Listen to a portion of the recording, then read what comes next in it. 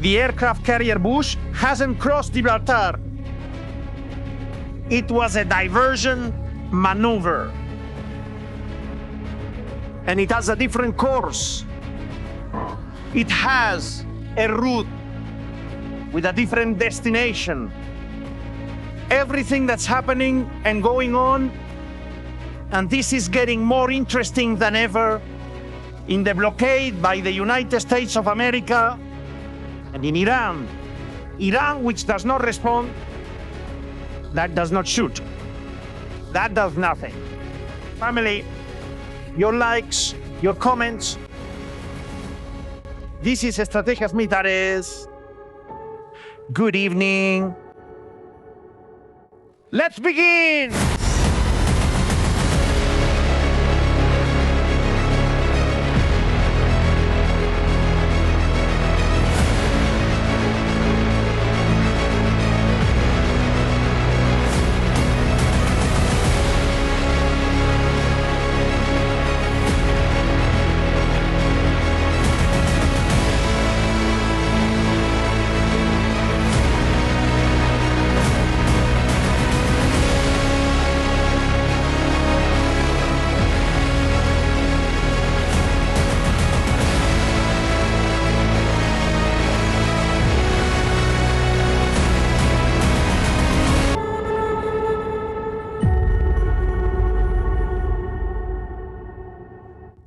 Good evening, family. Welcome to Military Strategies. We are live right now. This is your news channel.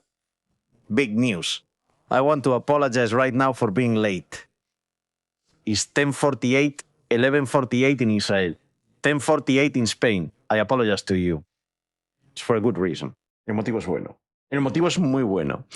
First of all, before anything else, I want to apologize for some information we gave in the previous live broadcast, which is not correct. I repeat, in the previous live broadcast, we made a statement, a claim that is not correct. We talked about the strike group of the USS George Bush, a Nimitz-class aircraft carrier that crossed the Strait of Gibraltar.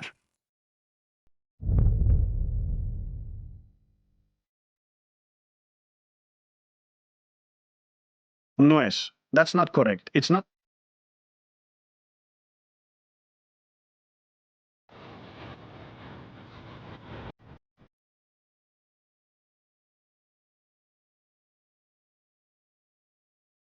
The USS George Bush is not in the Mediterranean.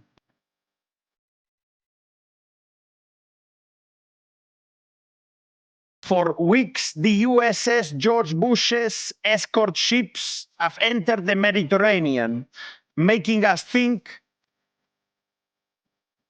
no, that its entry was imminent.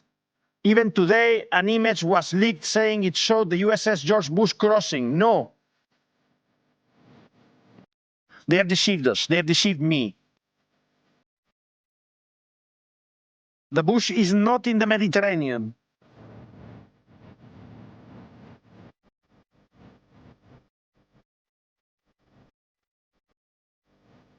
Where is it? Where is the key to the gate of hell hidden?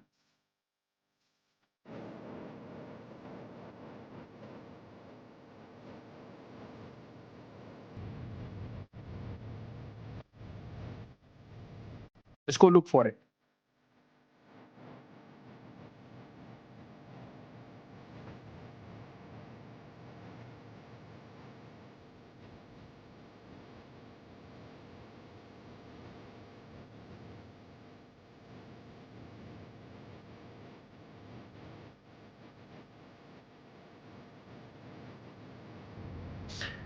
Namibian coast. Namibia, there it is.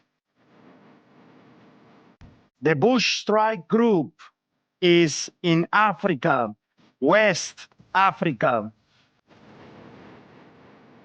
heading south.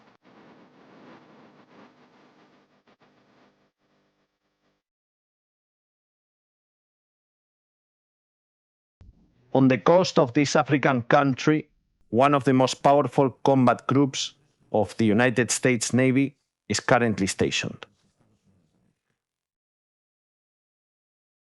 What is it doing there? Why Africa? Why hasn't it come in through the Mediterranean? Where is it going? What's the plan? And what's going on right now in the mind of Donald Trump, of FedCom, and of the United States Navy? Thanks for welcoming me to Military Strategies. We're live. Right now, what a covert operation to hide the movement of an aircraft carrier for so many days. They made us think it was in the Mediterranean, that it had already entered the Mediterranean, that even the strike group was already in the Mediterranean. And there has been a leak, a major leak, telling us that it's in Namibia. Down there. At the SETCOM in Africa. That's where it's going.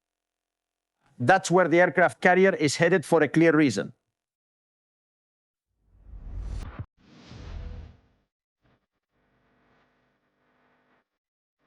That aircraft carrier is not going to replace the Gerald Ford. If it were the replacement for the Ford, it would have entered the Mediterranean and the Ford would have left. No. If that aircraft carrier, if it had wanted to put itself in danger, it would have had to cross the Suez Canal and head south and expose itself to the fire from the Houthis south of Yemen. In this area here, Bab al-Mandab, the Bab al-Mandab Strait, the second key that Iran has to close off the world. The United States has made a decision not to give Iran the easy headline. They attacked the aircraft carrier. Abraham Lincoln with 101 missiles at once. They absolutely don't want more than 100 missiles trying to sink an aircraft carrier at such close range. That's why the United States of America has made a decision, a different path. A path very different.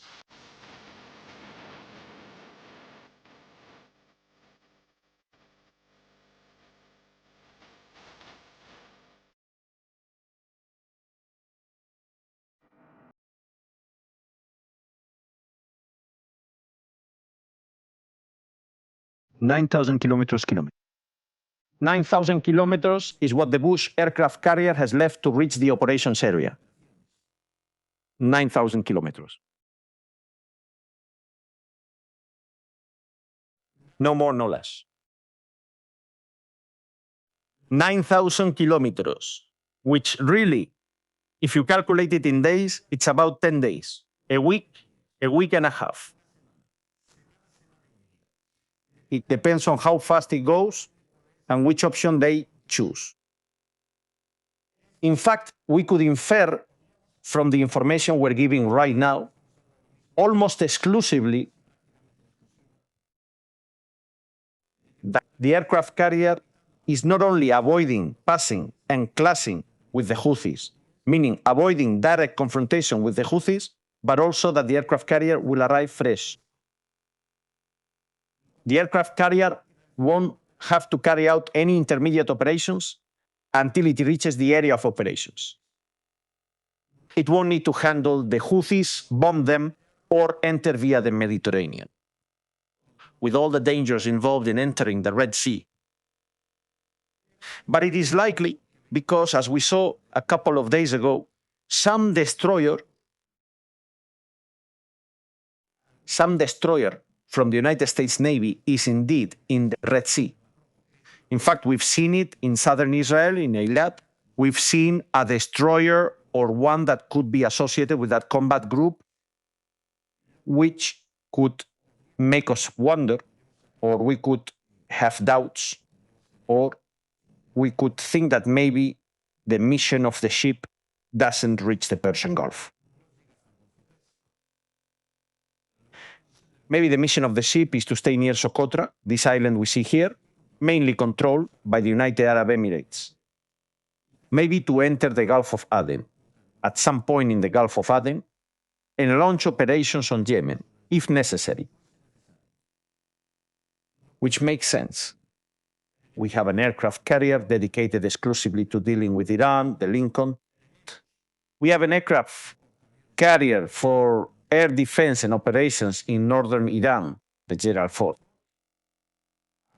Refueling aircraft over the skies of Israel and Jordan, going up from that area towards Syria and entering Iran through the northern area.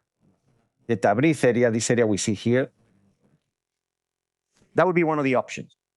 The other option is that this aircraft carrier group is going to position itself at the entrance of the strait, Sona, to provide security to this area. That's where the base could be placed, with the battle group, destroyers, and so on. Why isn't it necessary to bring another aircraft carrier to the Persian Gulf? There are those who will say there are too few, that just one is not enough to launch a final attack on Iran. But there's one small important detail. In the war against Iraq, up to 6 were used. I think it was 6 aircraft carriers against Saddam Hussein. Obviously, the combat technology and the availability of precision weapons at that time were more limited. In the early versions of the Tomahawk cruise missile, they even still used naval guns to sweep Saddam out of Kuwait. Those were different times. Those were different times. Thank you. There's a small detail that people are overlooking.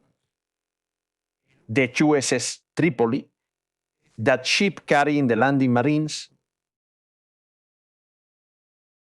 also carries fighter jets. It has an embarked air wing available. The USS Boxer, the Boxer also carries it. They also carry an embarked air wing for combat. So if we add up the number of aircraft from both, we could have a number of aircraft with capabilities close to those of the aircraft carrier.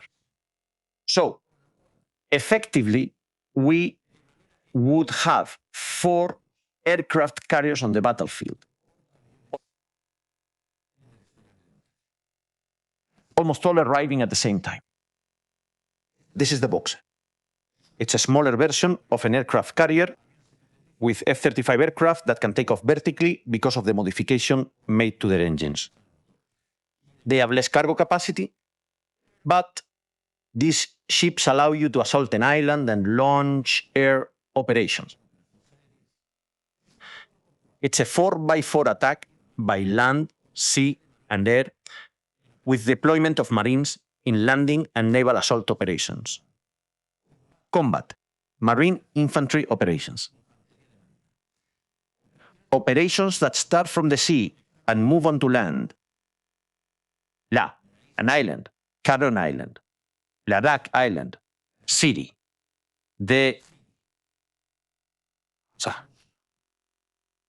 Banda coast to the base. Those 2 ships that are arriving there, the Tripoli, which is already carrying out acclimatization and training operations in the theater of operations. In fact, THEADCOM published the photographs. We have them here. Let's look for them. In a second, they would have a significant number of total troops to launch a ground attack against East Iran. An attack that could mix different objectives. 1, control of hydrocarbons. 2, uranium. Hydrocarbons and uranium. Why? The mission is to control Iran's oil, even if they don't want to say it officially. And the other mission is uranium. Both objectives go hand in hand. Imágenes oficiales THEADCOM publicadas. Images of the Boxer, which are published by THEADCOM, not by Estrategias. These are official images. Official images published by THEADCOM. Sorry. That photo got in there by mistake. These are official images published by CETCOM that give us an idea of where the plans are really heading. And now this is starting to make more sense to me because I was thinking, well, maybe the Bush is going to replace Gerald Ford in the Mediterranean. One arrives, another leaves, and we'll be back to two again. 3, counting the Tripoli and the Boxer, but now the projected total is 4. 3 aircraft carriers plus 2, let's say half an aircraft carrier, that makes 1. What? We would already have 4 high-intensity naval combat platforms available. The LHD-4, which is the Boxer, carries, I'll tell you a bit, okay? 1,894 Marines, 1,000 sailors, and 104 officer maximum speed, 24 knots. This one set out some time ago from the west coast of the United States of America. It's the one that can bring the SEALs, or some of them, so that people understand. The embarked air wing. What planes does this one carry? F-35B. In addition to the Ospreys, the Chinooks, and combat helicopters. The A-1Z, which is a version, so people can understand, a reduced version of the Apache, smaller, with fewer features. The Viper, the 1Z Viper. We'll put a photo here so you can see it. What could it be useful for? A lot, really a lot, for that naval blockade that's currently underway in the operations area. The Viper. It's a shipborne version of a mini Apache. Very effective and very lethal. Here we have the photograph. There it is. Now the figures are starting to come out. Suscríbete. Now we could say that we have enough numbers so that in a week and a half, which is how long the ceasefire lasted, the 2 weeks the ceasefire lasted, there will already be total control and complete dominance of the battlefield. Now they're going to go out and say that the United States is afraid, that it hasn't sent the aircraft carrier through the Red Sea, that it took a huge detour, that... Tonterías. Nonsense. Nonsense. What the United States is trying to do is minimize risks, because there are always risks of attacks. That's not a lie. There will always be a risk of an attack against a naval platform. Besides, Iran is determined to target one of them. But it also gives you the ability to demonstrate force. You can send them to send an entire strike group on a full detour, and people will only find out that this is happening when the aircraft carrier is in Namibia. That is, none of the naval forces from all these countries we see around here, including Morocco, Spain, Portugal, Cape Verde, and so on, either knew about it or didn't want to leak it to the press. The United States has hidden a strike group throughout this entire area. What? And it matches the area where, a few months ago, while everything that was happening was going on, while everything was unfolding in Venezuela, a cruise missile attack was launched against northern Nigeria, southern Niger, over this area here, against Boko Haram and ISIS in Africa. The United States had already targeted this area and prepared a deployment with a military presence established. Now they will continue. They will go around South Africa, Cape Town. I don't think they'll stop. I don't think there's a scheduled technical stop. I think the battle group is currently in combat mode, not for tactical visits. And they are going to position themselves in this area.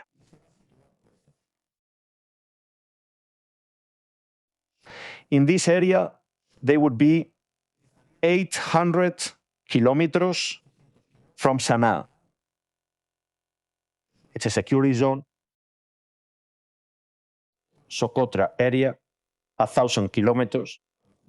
Al Judeida, 1,170 kilometers. North Yemen, 1,200. They would all be within the operational range of the carrier's air wing without moving that carrier itself to safety. So we will have that carrier there. Y aquí, here we had another one, and here.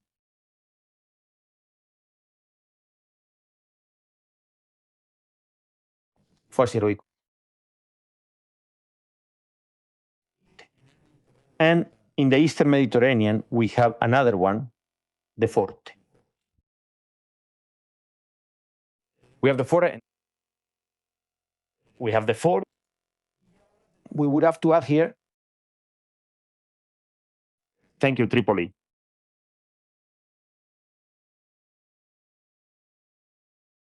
The Boxer.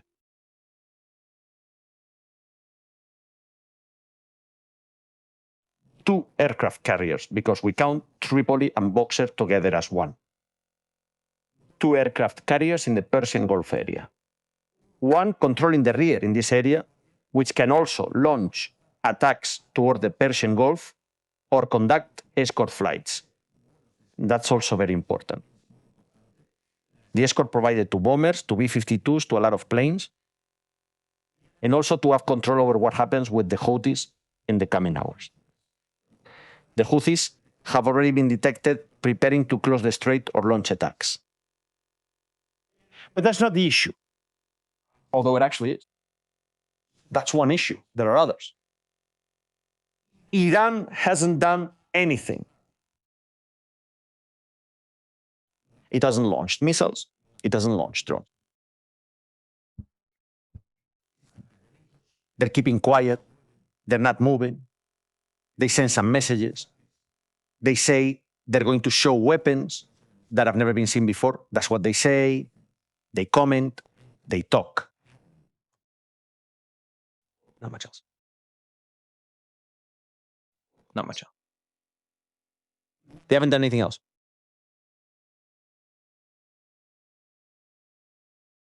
But they don't seem to want to fight. They don't seem to want to fight. The Secretary of Defense, Marco Rubio, might attend tomorrow's meeting between the Lebanese and the Israeli ambassadors in Washington. Tomorrow is a historic day. It is. Why? Tomorrow, for the first time, face to face, Lebanon and Israel are going to sit down as states.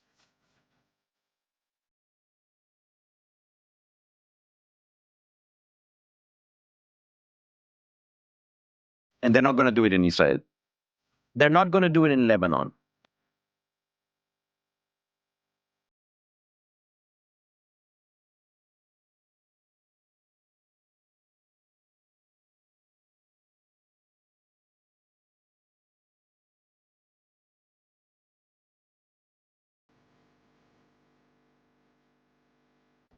They're going to do it in the United States.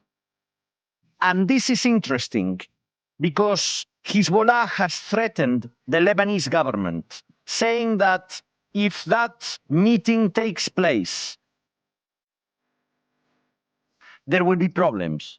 In fact, Hezbollah has given the order that no member of the Lebanese government should meet with Israel. If tomorrow that meeting takes place, and in addition, there is any kind of official or unofficial collaboration between Lebanon and Israel to put an end to Hamas,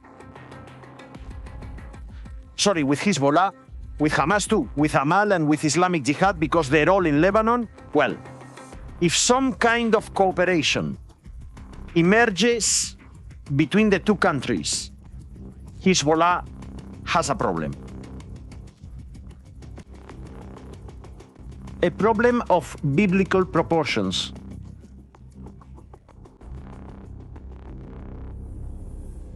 They're going to meet tomorrow. Naim Qassem has made several statements today, including threats, saying they'll fight to the end, to the last drop of blood. They're going to launch everything they have and more. In fact, they just fired at Senado a few minutes ago. And the Israeli artillery is hitting them hard, really hard. Look at how they're being hit.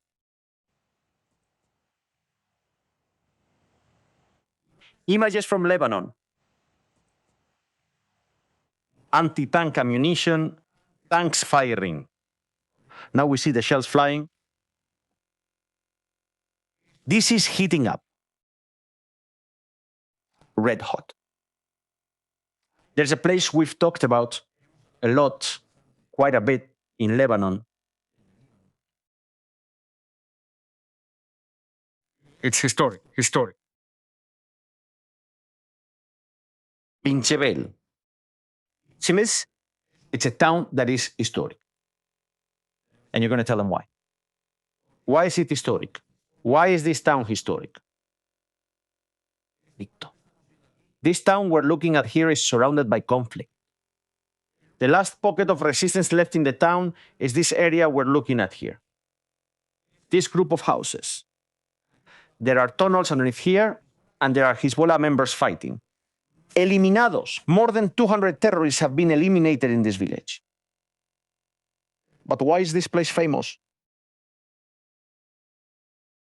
This stadium.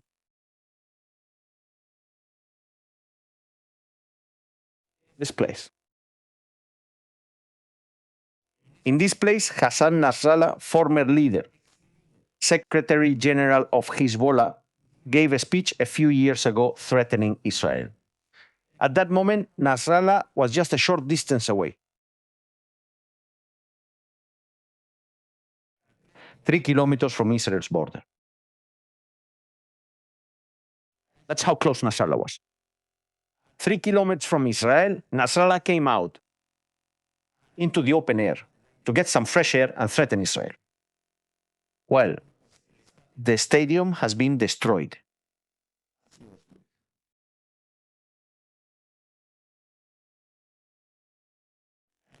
There are places that have symbolism. This was one of them.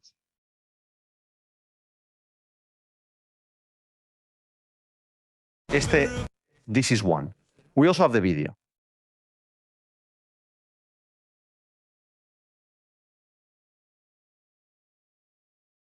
During one of the wars, in 2006, Israel tried to take this village and couldn't. There was a big battle here. It was very hard for them. It was 2006. Things weren't so clear for Israel about how war should be waged. Hezbollah leader, Lainka, what are you up to? How are you? We have chosen to fight.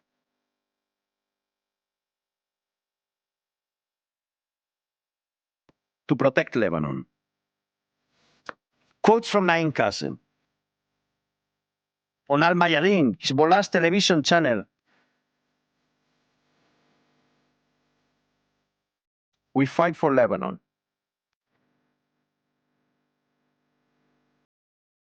How little does he have left? Naim Qassem, the substitute of Nasrallah's substitute.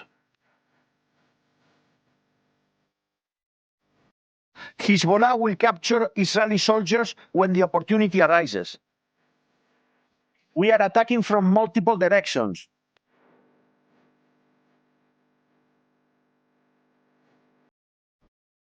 Surrender is not an option. Whoever wants it can do it alone.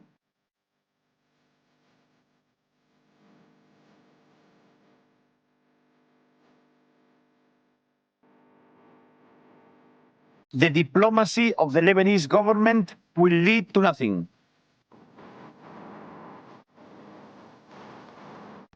We will not surrender. We will face the Israeli aggression.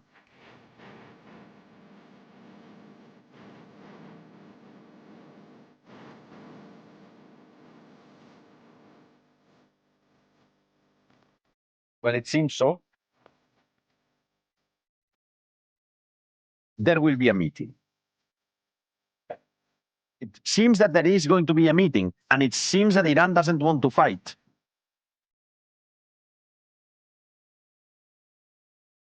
I don't know how they'll sell this.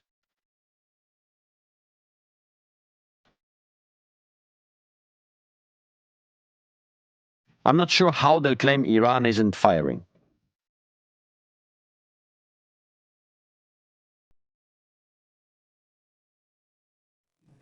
Iran is stalling to apply pressure, while the US increases actions like blocking the Strait of Hormuz. Ultimately, the likelihood of another conflict is very high, but not imminent. That's what people are saying as well. I think the dates, the data, and the dates, this will be determined by the arrival of the Boxer and the Bush. I'm being serious. This will be determined when the Boxer and the Bush arrive in the area of operations. They're going to get to work, they're going to assault Car, they're going to assault a couple more places. The strait will open, that's it. In fact, the United Kingdom is already preparing a coalition of countries to keep the passage safe after the end of military operations. They said, we're staying out of the war for now, but we'll step in later to take control, to make sure there are no remnants left to launch drones or missiles when we take the uranium and when we take everything else we need from there. And all of this is curious, very curious. It's starting to make sense. We take a 2-week break, we rearm, reload ammunition, reload defense systems, bring more equipment, bring more technology, more ships with ballistic missile interception capability. We bring more destroyers, and likely a Ticonderoga-class cruiser will come as well to launch more missiles. And that's where they're going to have to deal with it now. That's where their trouble will start. Iran won't be able to maintain the closure for long. Nadi, without money, they're nobody. Nobody. They can try to bring it in from other third countries over land, try to sneak it in through Pakistan to pay the salaries and so on. They can try. Maybe China will send money. It's not a sustainable solution. It's not sustainable. Let's listen to Donald Trump. What has Trump said about how the naval blockade is going right now? Please, everyone, there are a lot of us here. We need a lot more likes. It would be great if we could get a lot of likes right now. There's 31,000 of us here, but only 9,000 likes. You can't imagine how important likes are for the platform to protect the content and to show when the censors come that there's real interest in knowing what's going on. So please, those likes are super important. Watch closely this bit from Donald Trump we're about to watch as people are discussing it. Iran no haciendo ningún negocio. Iran isn't doing any business. Iran is not doing any business. Negocio business for the Berry Gate. He says, we're going to keep going down that path. Y vamos a mantenerlo así. We're doing no business and we'll keep it that way easily. He says, we're going to handle it very easily. Dice. He says, ya se ha ido. Air Force is gone. The force of Saido, the whole issue of ships has gone. Gone. The radar is gone. The radars are gone. And the leaders have gone. Nice to meet you.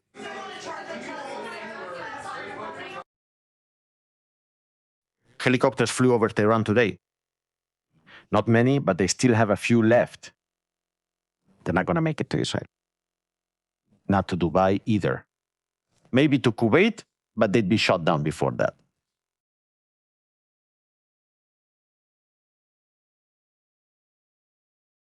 Obviously, he's selling oil.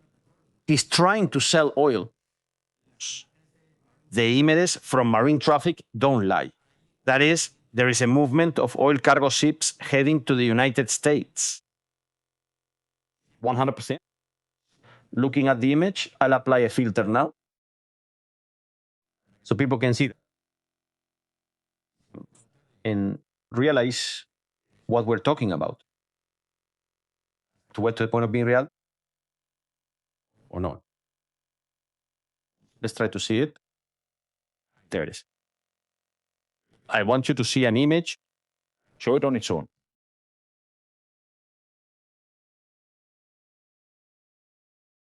Look at the number of oil tankers that are arriving in the United States. All the ones that are coming in. Gracias. Donald Trump said today they might stop in Cuba. I don't want to get ahead of myself. You'll hear it yourself. Thank you. Donald Trump now says that they're talking with Quechua, having the Sogalibav, Arachi, Pezesquiam. What's going on with this? What's going to happen with that? Look at what he's going to say about Cuba. Cuban friends, pay attention. Canel, pay attention, because Cuba's timing depends on how long Iran takes. When the Navy returns from Iran, it will pass through Cuba. Down on Cuba, sir, you previously said that you had no problem with countries sending fuel to Cuba after previously promising to sanction them. What happened? Dice, we'll see about Cuba. Cuba's another story. Let's see about Cuba. Cuba, The story. it's another story. Cuba has been a terribly run country for a long time. Cuba has been a terrible country for too long. It has a very bad system. It has been very oppressed, you know? Ha estado muy oprimido. We have a lot of great Cuban Americans, And we have great Cuban Americans, all of whom just about voted for me. and all of them vote for me. They were treated very badly. And they have been treated very badly. In many cases, family members have been In many cases, members of their family have been killed. they've been beaten up and They have been beaten. mugged, and like terrible things happen Terrible things have happened. Terrible things have happened. in Cuba. And Cuba's a failing nation. And we're going to do this. And Cuba is a failed nation. Stop by Cuba after we're finished with this. But He says, we're going to do this, then stop in Cuba when we're done. Cuba, a nation that has been horribly run for many years by Castro. And it has been a society that has fared very badly under Castro.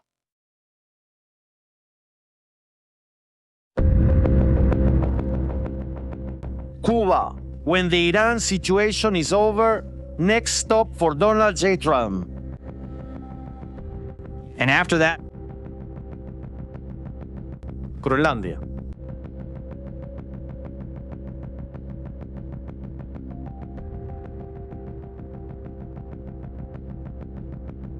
Groenlandia.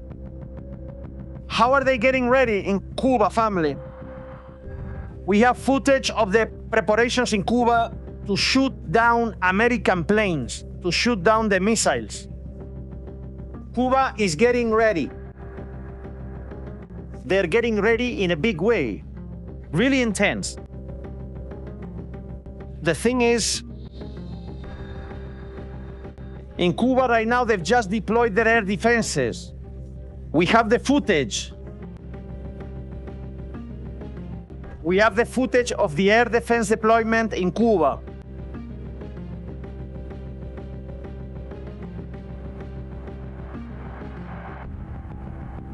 Family, your like, your comments. First footage of the air defense deployment in Cuba.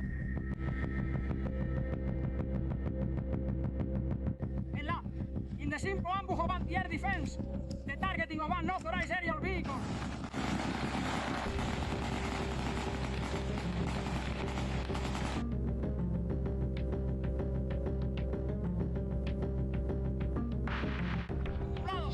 In the simple ambush of anti-air defense, the targeting of unauthorized aerial vehicles.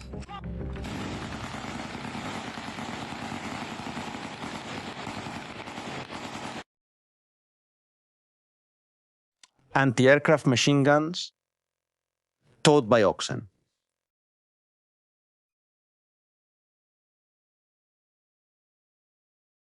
E and there was silence. This is it. This. But what is this? Worse than what happened with Rakmax. Worse than what happened with Maduro. With cows, oxen, and donkeys. Canel is going to take on the United States, never seen before. This is unprecedented. A demonstration of Cuba's power.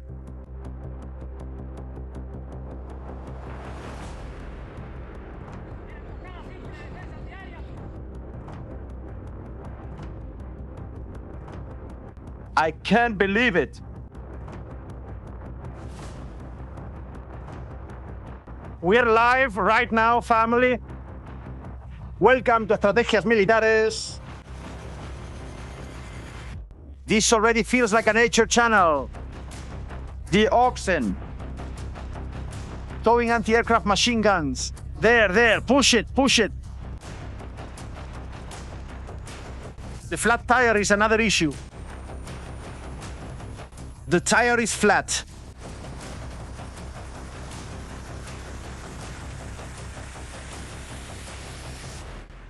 Let's see if the wheel is made of wood. The wheel is, it's the axle, the trailer's axle is busted. Oh my goodness. Let's find the anti-bullfighting crowd. Let's see where the anti-bullfighting crowd is now. Poor mule. Oh my God. Yes, the precision when they fire the cannon at you, see what the animal does, you know? They must have deafened the poor animal by now. Of course, the animal gets scared and wants to move. Cuba. And the animal, well, this isn't going to give you any precision at all. This isn't a joke, this is serious, this is Cuba. Listen to San Villaclara, Cuba. Cuba. Simple ambush for anti-aircraft defense. Madre. The truth is, the position of one of the shooter's bodies, my... Anti-air defense, the approach of unmanned aerial vehicles. The approach of unmanned aerial vehicles. Sure, they fire off one big shot. And that's it, it's over, it's over, it's over, it's over.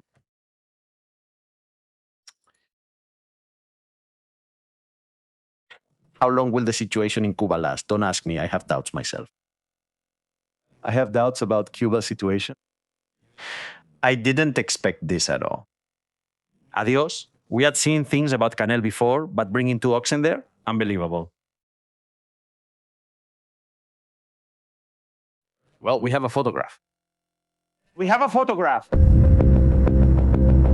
Breaking news, Cuba. Breaking news from Cuba right now. I can't believe it. You could make a show about this, huh?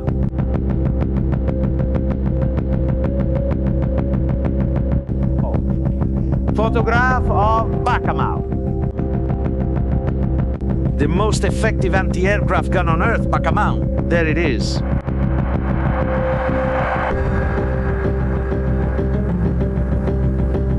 Propulsión. 100% ecológico.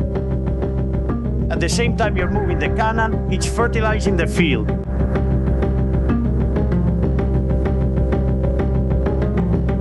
Do you want to detect Cuba's anti-aircraft defenses? Look for where it smells. Where it smells like cow dung. That's where the cannons are. Bacamax, the anti-aircraft cannon, with radar included. On the cow's horns, they have airplane detectors. Or oxen. Man, look to the side, right? Look to the side. When the ox dies, they have food. Among those shots, one of them gets away. They kill the ox and eat.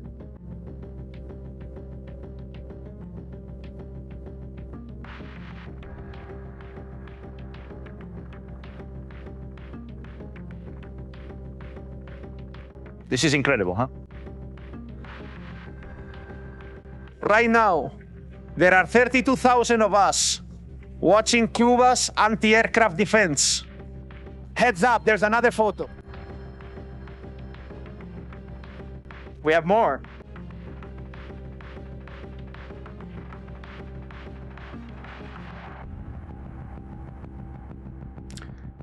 3,000-ton anti-aircraft cannon.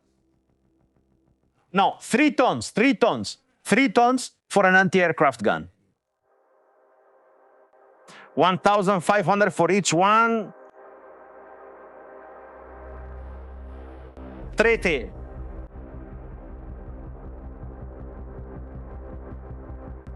People say this is a joke. No, there's nothing funny about this. Look at how it is. Coe missile. People are saying it's the Coe missile. Canel, you're really inexperienced.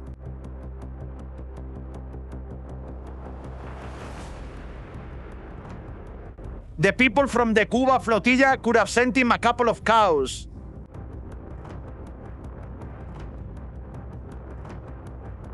Well, at least I'm telling you something. We have the program guaranteed until the end of summer because there's a Gaza flotilla. So I predict big headlines and great videos. Heads up, we've got more. Just wait, there's more. If things with the cows were going badly. Gentlemen, get ready.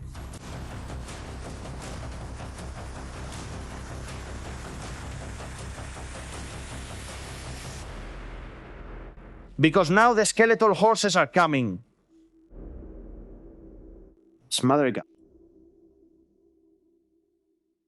I can't believe it. The horses too.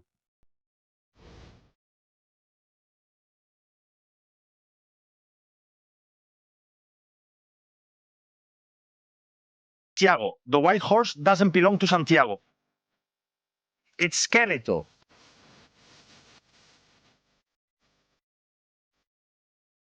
This is Pancho Villa's army.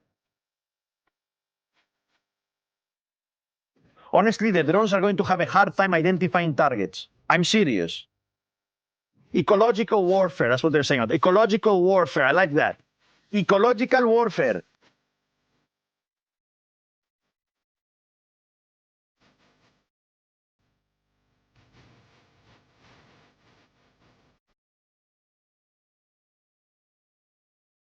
I'm looking for pictures of him here.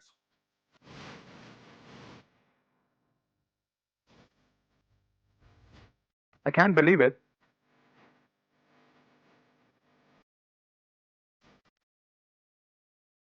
Camouflage mode. Cow droppings.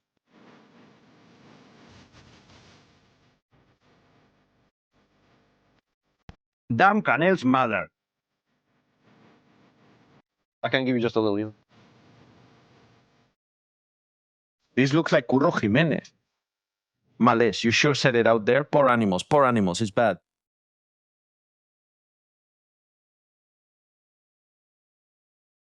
It's outrageous. Frank, I just finished talking.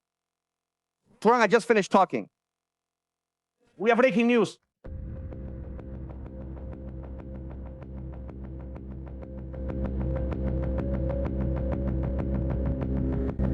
Let's translate what Donald J. Trump POTUS, also known as the cow hunter, has said.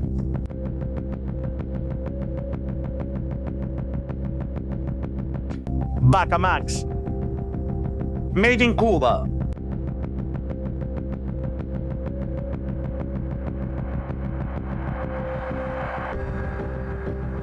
By the way, Maria Corina is in France today with Macron. Maria Corina meeting with Macron. Very good.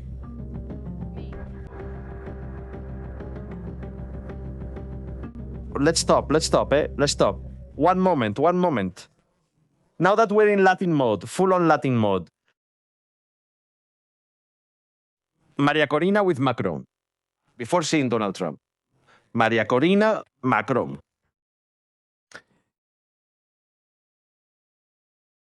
Let's go see Maria Corina. Arriving there to see Macron. I keep insisting. Maria Corina's campaign manager, or whatever you want to call it.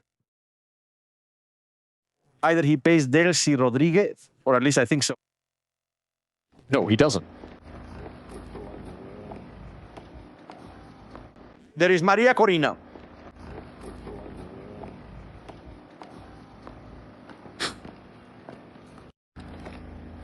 It's just that. No. That's not how it's done. Not Corina. Going to see Macron. Go see Vivi. For example. It's an example, it's a suggestion. Go see Netanyahu.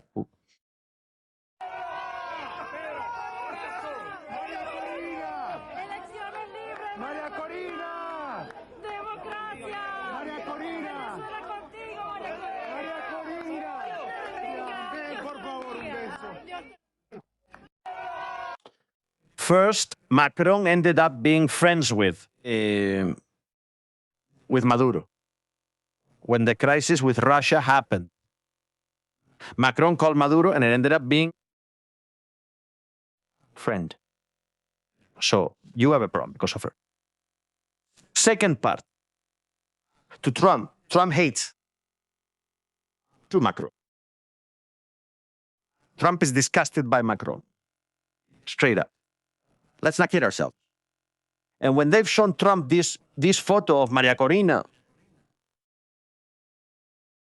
yeah, haha, with Macron, what do you think Trump will think? What do you guys think?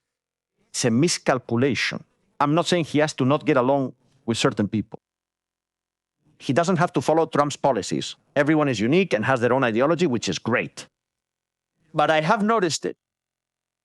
Yes, I've noticed it. That lately she is very... Chase me. Maria Corina has been very nervous lately. She's been going around shouting.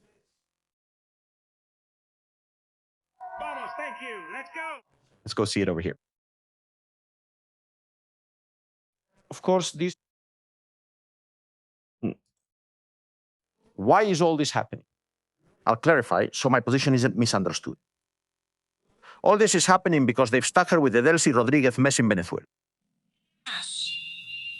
Of course, there are still things missing, but we're taking decisive steps.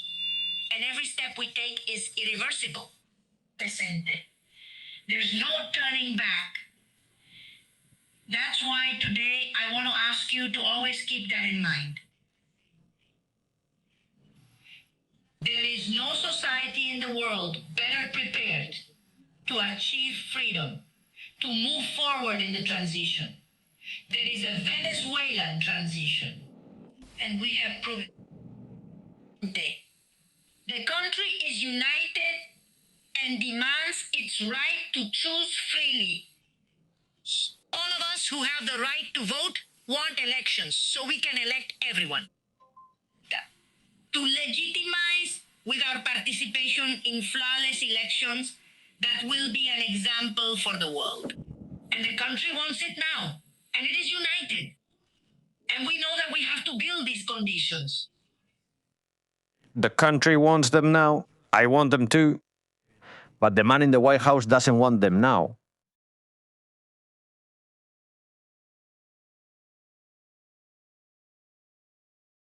The guy who's sitting in the White House doesn't see Maria Corina as an ally.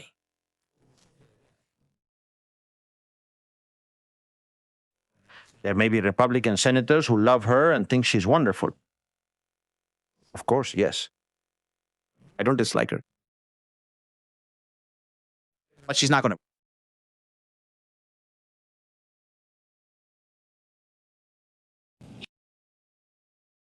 She's not. If Trump wanted her in power, he would have done it already.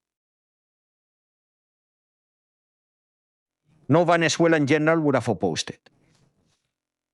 Because they saw the firepower that the United States has. The same people who picked up the pieces of the Cubans who were protecting Maduro weren't going to resist if Maria Corina was put in power. Diosdado Cabello wasn't going to resist either. Let's be realistic about this.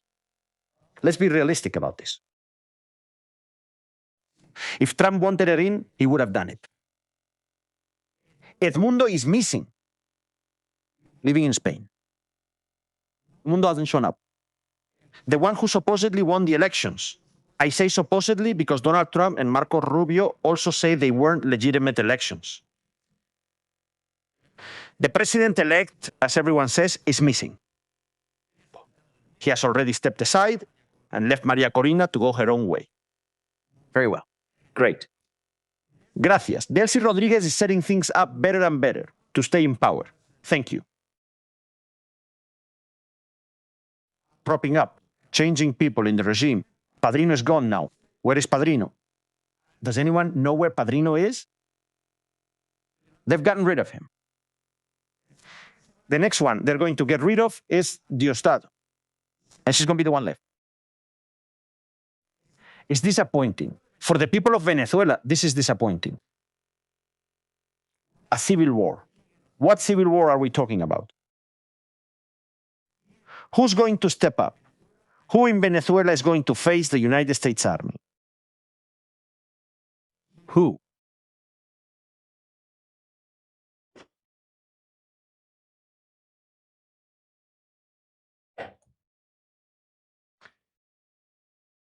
It's a figure who will already be politically spent by the time those elections have to take place. Unfortunately, Venezuela will have to look for a leader from within to change the country. Is that clear? She left Venezuela to receive an award. She hasn't returned to Venezuela. Suelo. She can't go back for some reason, but she's not in Venezuela. And there are still political prisoners in Venezuela. And there is still repression in Venezuela. The difference is that now it's more toned down, they're showing more restraint, and the oil is going to the United States. Gracias, that's all I have to say. Thank you. I like Maria Corina. I'm serious. That's my opinion. And so far, I haven't been wrong. In fact, a lot of people left the channel when I said, Maria Corina doesn't matter to Donald Trump. They got mad, you have no idea, case closed. This isn't about whether the people support her or not. Surely most people support her by a landslide. We don't realize it was the same situation in Venezuela too. Or people take to the streets to protest so that Delcy Rodriguez is removed. Or they'll have to deal with Delcy Rodriguez for more years. And I understand this lady, I understand her. And I understand all Venezuelans. I understand. There are two options here. Venezuela could become a US state like Puerto Rico, which wouldn't be bad. From a security point of view, it wouldn't be a bad thing. Or people protest and demand immediate elections. There have been recent demonstrations. I'm not getting involved. These are issues for Venezuelans. It's your country and people. I'm just repeating what I said then. Trump doesn't see her as presidential material. He doesn't see her as presidential material. Gracias. And the one calling the shots in Venezuela right now is Trump. Thank you. And every day it's also coming out that Delcy is doing a fantastic job. Look, I'm going to take this comment because I think I'm not being understood. I think I'm not being understood. This comment. Maria Corina wins. You don't know what you're talking about. Maria Corina can win.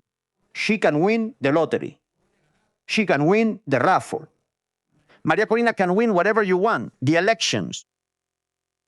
But if Donald Trump says that Maria Corina is not going to be the president of Venezuela, she is not going to be the president of Venezuela, whether you like it or not. Unless people take to the streets and it becomes unsustainable. which is not happening right now. And also realize, look at the change that's already happening right now.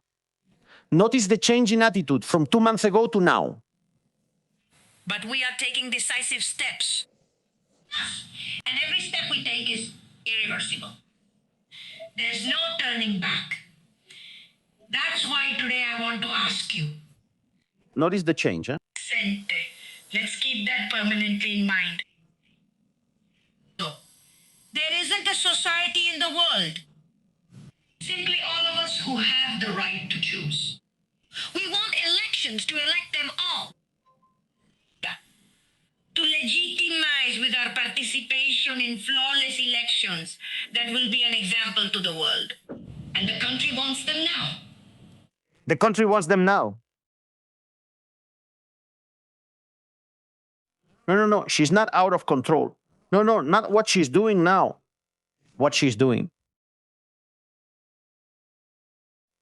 It should have been weeks ago. Weeks. Before they pinned it on Delcy. By the way, they've dropped the charges against him. She's no longer under US sanctions. And the state is still sanctioned. Delcy isn't anymore. I don't want to get into a debate about this. And I insist, I'll say it again, because many times here, people just stick with the first thing you say and don't listen to everything. When you hear a word you dislike, you shut down and say you don't care what Estrategia says anymore. That's not what I'm saying. I'm saying that as long as Donald Trump doesn't want Maria Corina to be president of Venezuela, she won't be. Even if she's voted in once, 4 times, or 50 times, she won't be. She won't be. He wants a different kind of leader in Venezuela. That's it.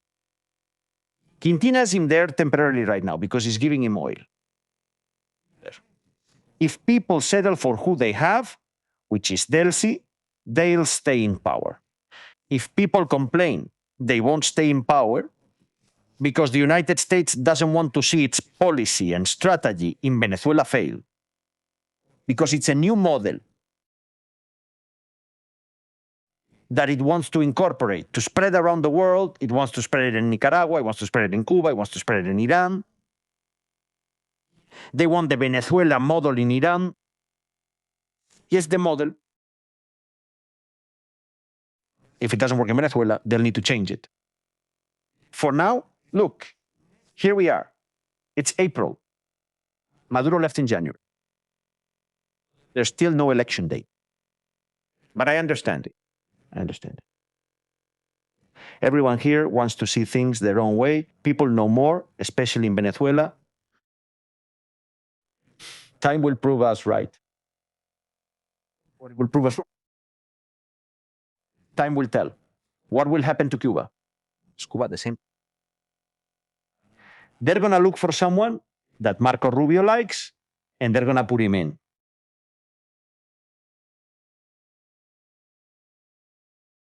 The United States doesn't want 2 things. 1, to create terrorist groups or civil wars. It doesn't seek to form an Islamic State like in Iraq by causing a complete collapse of the entire government, throwing them all out onto the street. They became terrorists.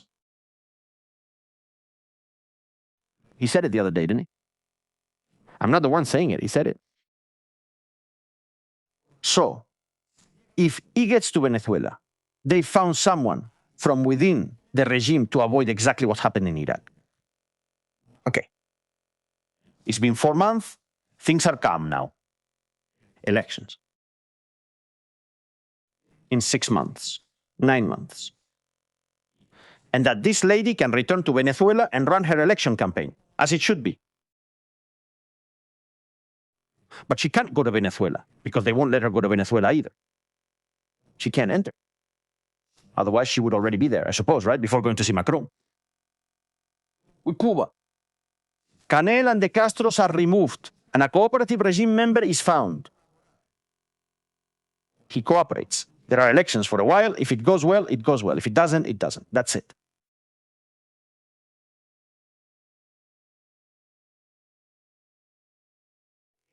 It's just that God is God and Trump is Trump. And Trump is not God. And Trump is a guy who's a businessman, like he said the other day. In fact, he said it directly the other day. He said, if it were up to me, I would keep all of Iran's oil because I'm a businessman. And I keep making deals. He told you that himself. The US economy grows by having control over Venezuela's oil.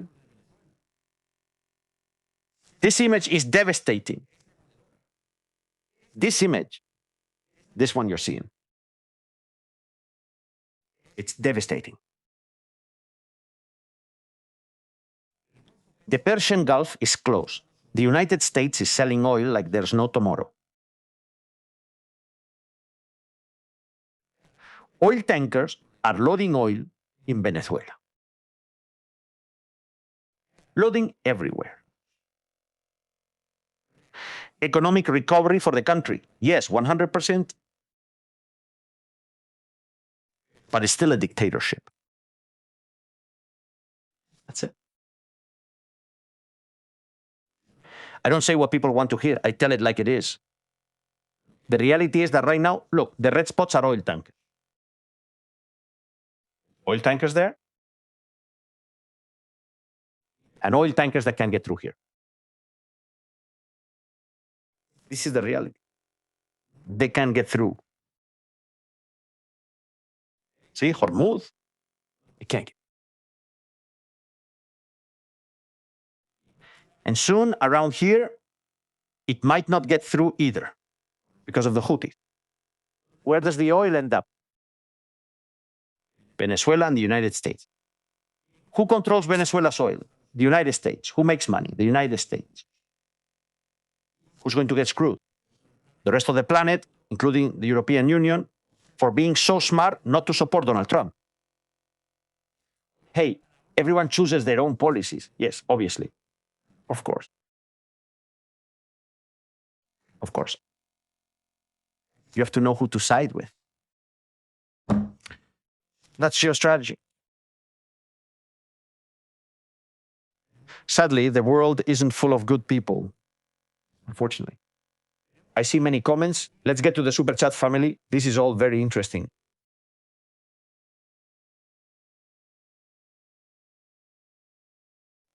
And here you realize that here we can talk about anything we want, whenever and however we want, okay?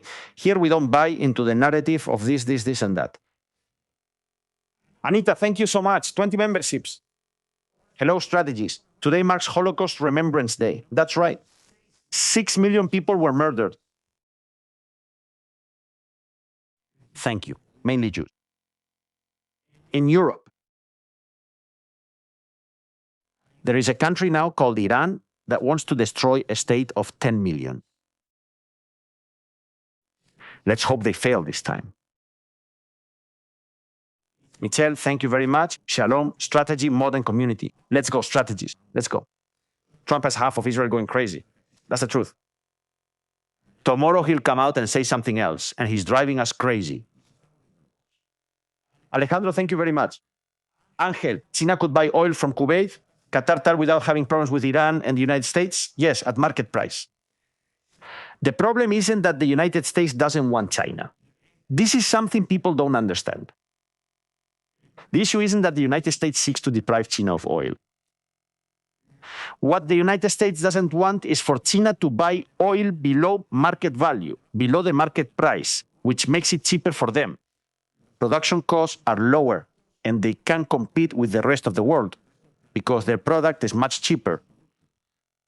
Now, if China has to pay, just like everyone else, $97, $98, which is the current price of a barrel of oil,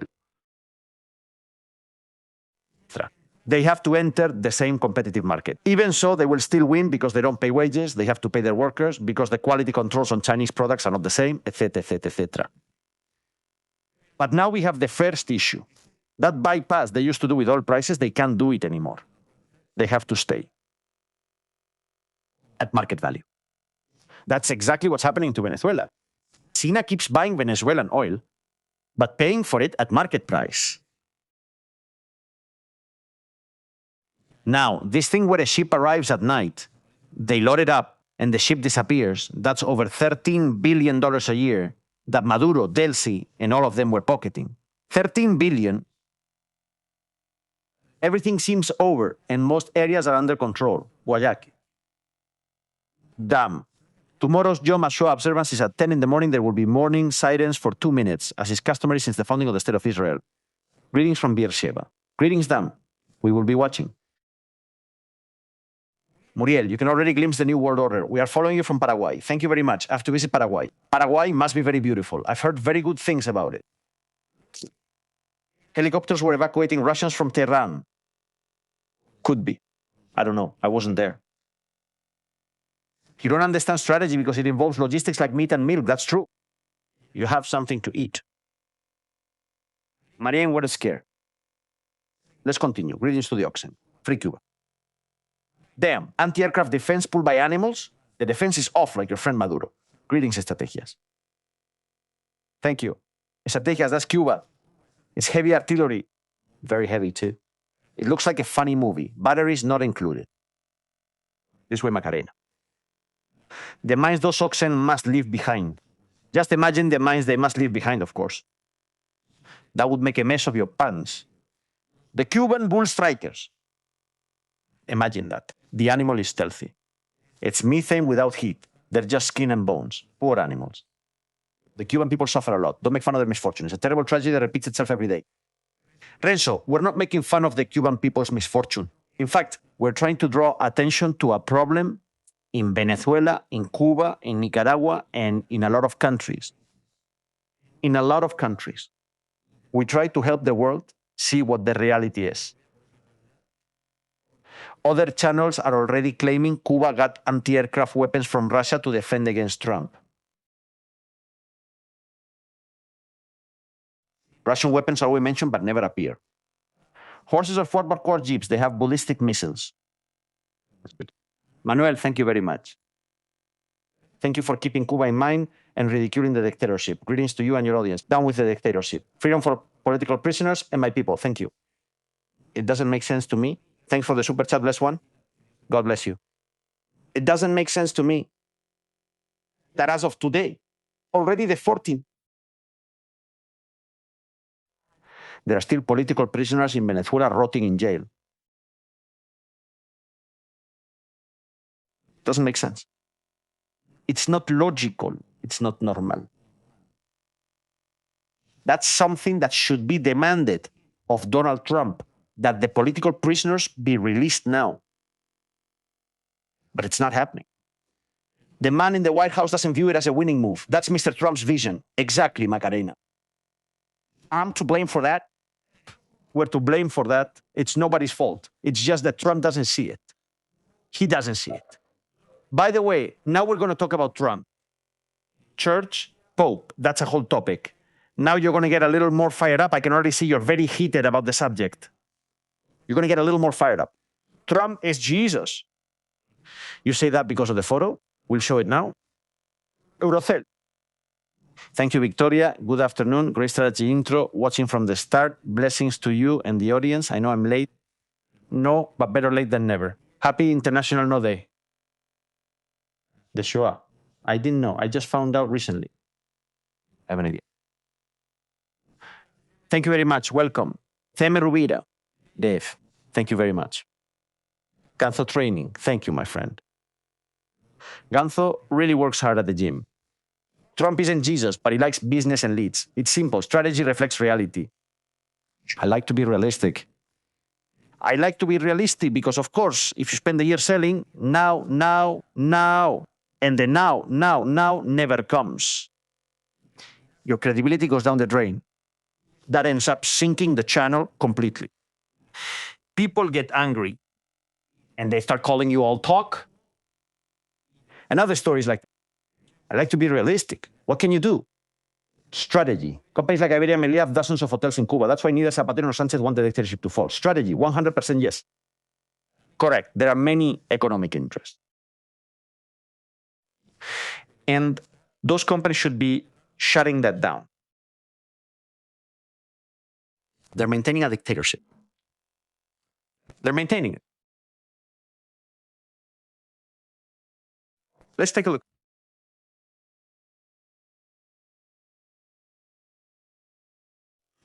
Trump posted this photo and has taken it down.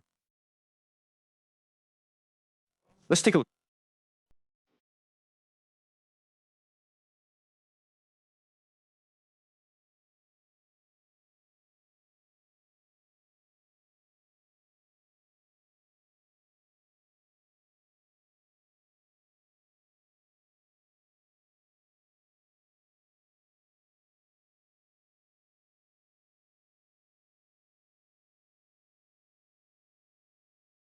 United States flag, eagle, the angels in the sky, Trump as a healer of the sick.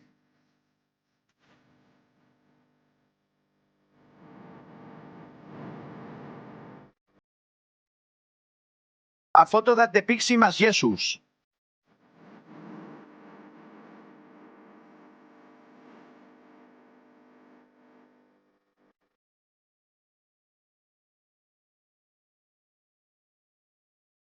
Opinion.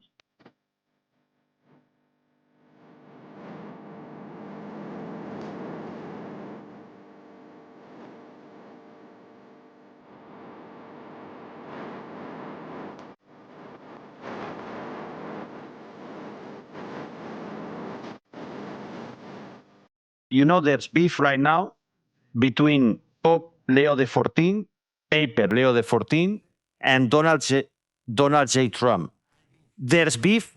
They're throwing shots at each other. Like they say in Latin America, they're dissing each other. The Pope is about to excommunicate him at this rate. And Trump has said the following to him.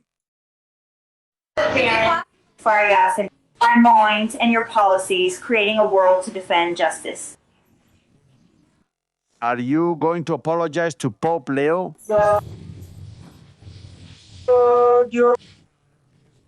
Javier, no, I'm not going to apologize. Cause us scare we're bad. So what you we're doing regarding, He says he's against what I'm doing against Iran. we can have a nuclear weapon in Iran, Pope Leo. He says Iran can't have nuclear weapons. Not be happy with the end result. You have He says we won't be happy with the result. hundreds of millions of people. Yes or no? Hundreds of millions of people dead, and that's not. It's going to happen. Oh, I can't. Crime. I think he's very weak on crime. He says, I think the Pope is very weak on crime. Than other things. Cosas and other things. Pope Leo, no, he was public. I'm responding to Pope Leo. He says, I'm just responding to Pope Leo. Tu sabes que su hermano is a great magician. And do you know that his brother is a big fan of MAGA? He's a great guy. And more things.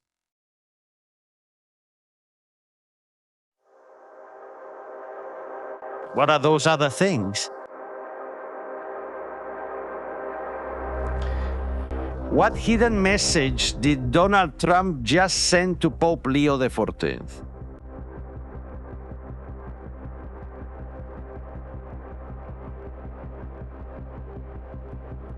What are those things?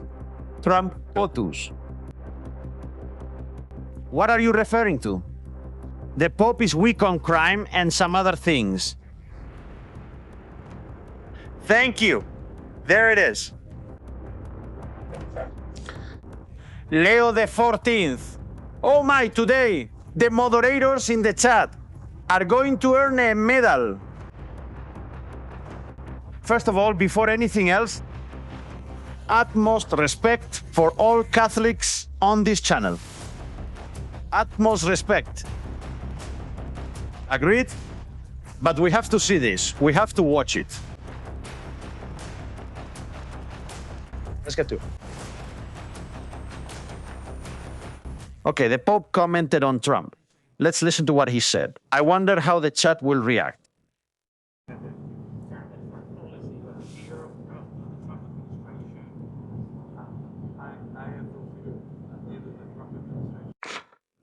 You can't hear it well, but I'll put a rough summary of what he's saying here. Let's talk about it.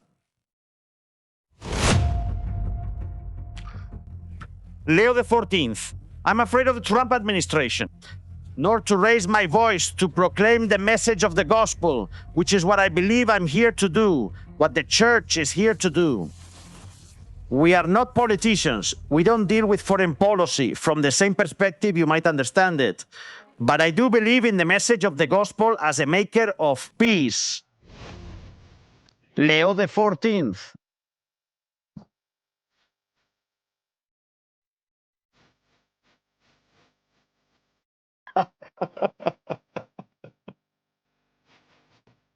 I really love these days. I honestly love it when we have days like these. Hold on, Pope. 30,000 people are watching live right now, family.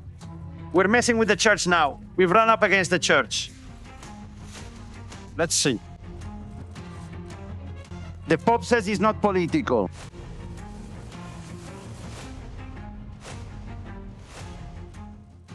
The Pope says he's not political. Is the Pope political?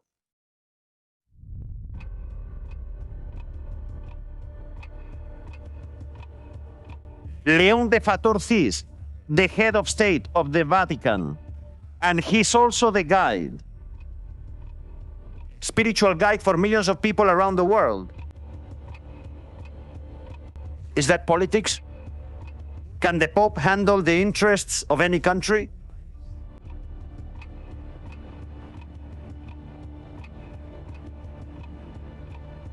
The Pope emerges from a vote.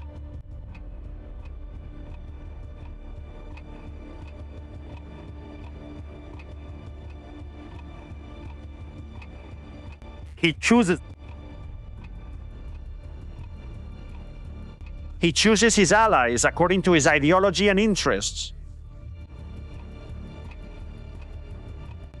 He likes some cardinals and sets them aside, doesn't he?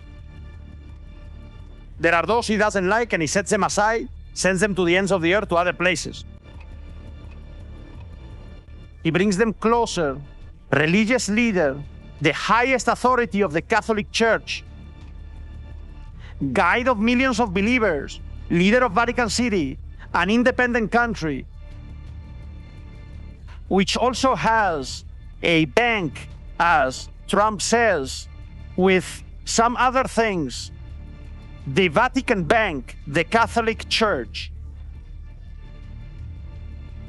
His role in the last 4 years, very questionable, very questionable. Especially with the Gaza war. And there you have the most powerful man in the world against the most spiritually powerful man, maybe in the world. And now let's clear this up.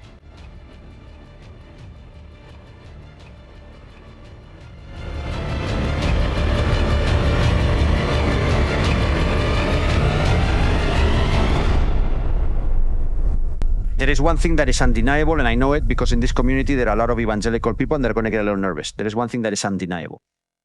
The Pope is the leader, he's the spiritual leader of millions and millions of people in the world. And he has an incredible power to influence societies at a level we can't even imagine. It's an economic powerhouse. The Vatican has its own bank, and it's also an economic powerhouse because it owns a lot of properties around the world in very wealthy cities where they make millions and millions of euros a day just from rent. But they also have companies, shell companies, and investment funds in tax havens.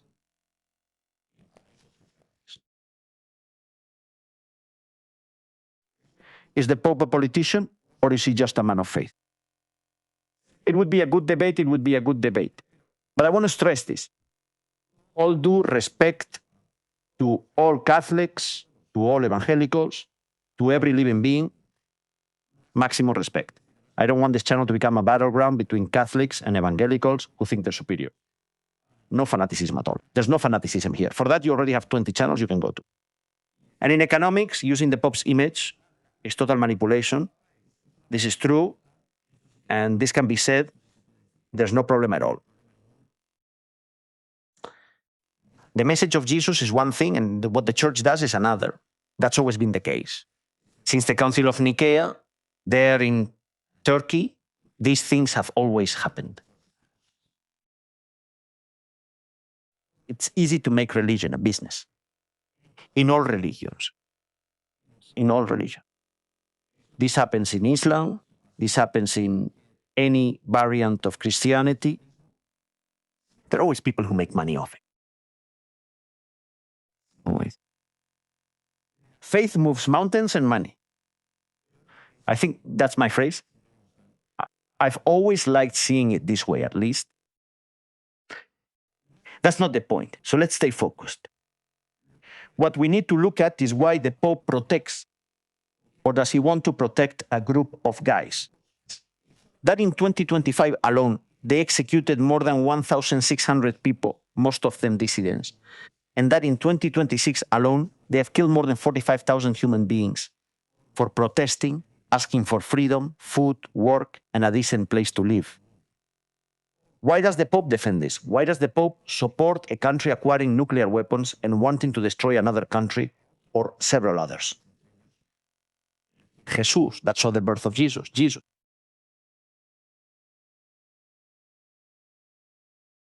Why? Why does the Pope remain silent when fragments of ballistic missiles fall on the Holy Sepulchre? But nevertheless, he stirs things up and sends out saying that all these sympathetic media outlets must complain about Israel because they are not allowing the Easter Mass to be held at the Holy Sepulchre. Are they politicians or not? Are they political about some things and not about others? Why Father Romano? Every night, Father Romano goes live from his church in Gaza to say that they're being bombed, but curiously, the church never appears destroyed, and Father Romano never shows up with any injuries. One afternoon, he put a bandage on his leg to say that he got a scratch in an Israeli bombing. Then, here we did an investigation and confirmed that Father Romano's claims were not true. I remember we spent a couple of hours on that show. Why? Why do these things happen? Why do Nicolás Maduro and Venezuela have accounts at the Vatican Bank?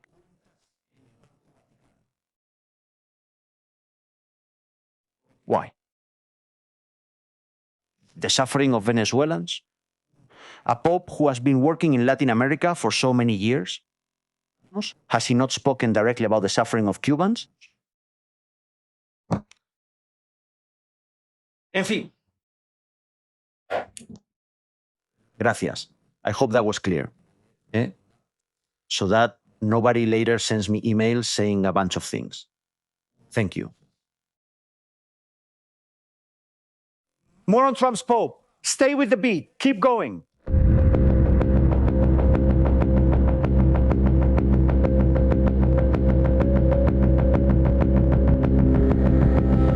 Look, you can send aircraft carriers to the Vatican. You can send aircraft carriers to the Vatican. Trump.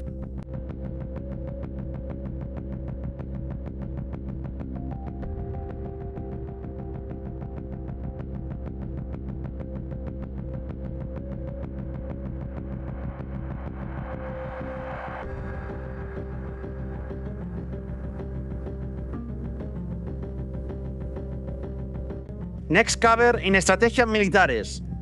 A United States aircraft carrier in the Tiber River. There, in the Vatican, Trump is going after the Pope. The world is on the brink.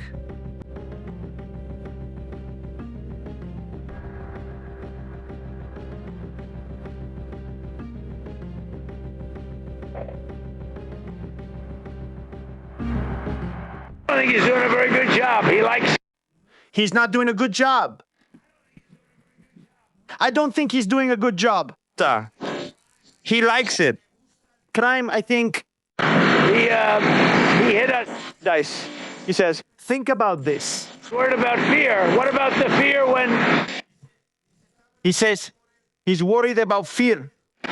the ministers and the priests and all of those great people people that were arrested during COVID and were not arrested. How many cases they are outside 10 feet apart and were arrested? Oops. Oops, oops, oops, oops. What is he saying here? When though? And all the, what happens to fear when? It's COVID. What happens to fear when all those priests were arrested during COVID? Priests within the city. All those great people were arrested. They arrested during COVID. And in many cases, they're outside 10 feet apart. And in many cases, they were more than 10 steps apart. Oh, So they were arrested. don't like it. We don't like it. He says, we don't like it and we don't like them. The Pope was going to say that it's okay to have a nuclear weapon. The Pope will say it's fine for Iran to have nuclear weapons. I don't want a Pope who says crime is okay in our... We don't want a Pope who condones crime I don't... in the cities. I'm not a big... I don't like it, and I'm not a fan of this Leo thing. He says I'm not a fan of Pope Leo. He's a very liberal person. He should live. He's a man that doesn't believe in stopping crime. He's a man who doesn't believe in stopping crime. He's a man that doesn't think that we should... He's a man who doesn't think. Going with a country that wants a nuclear weapon. They want us to be tough on a country seeking nuclear weapons. And that could blow up the world. I'm not a fan of... Pope Leo. I'm not a fan of Pope Leo. Oh my goodness.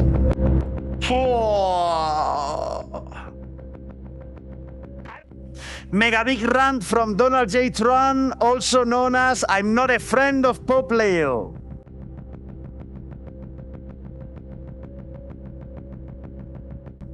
And also a statement, oh my goodness. Well, this keeps getting worse.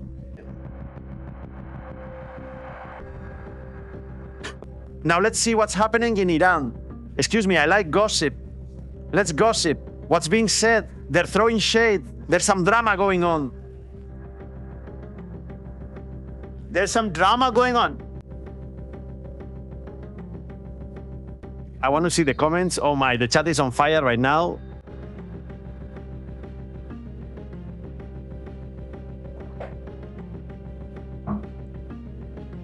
Trump is calling everyone out, huh? He's the exterminator.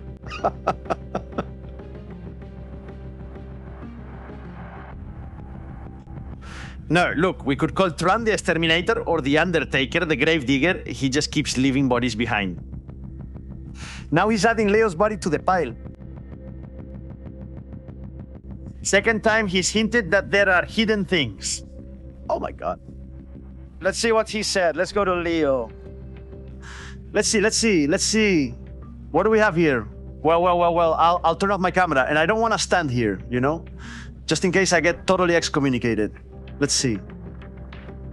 Pope Leo is weak when it comes to crime and terrible in foreign policy.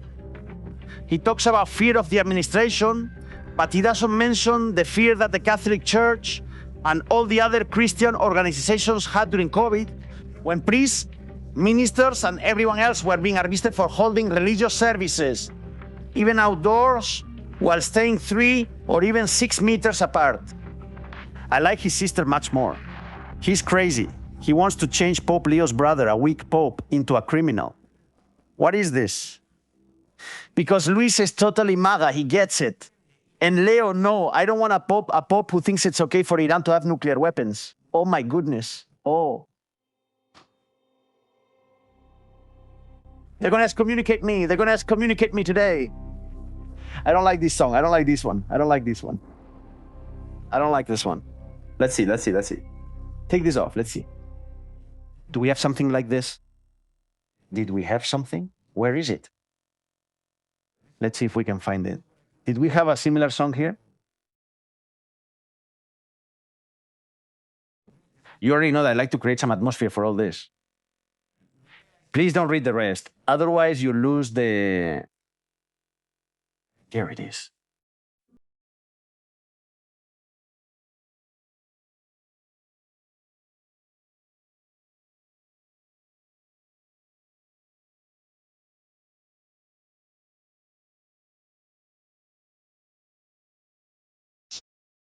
Family, welcome to Estrategias Militares. If you thought you had seen it all, if you believed this world would end without Donald Trump challenging Leo 14, you were very, very wrong. We have a new crisis. We've got one. New earthquake. Now in the church. Donald Trump versus the Vatican. Welcome. I love this.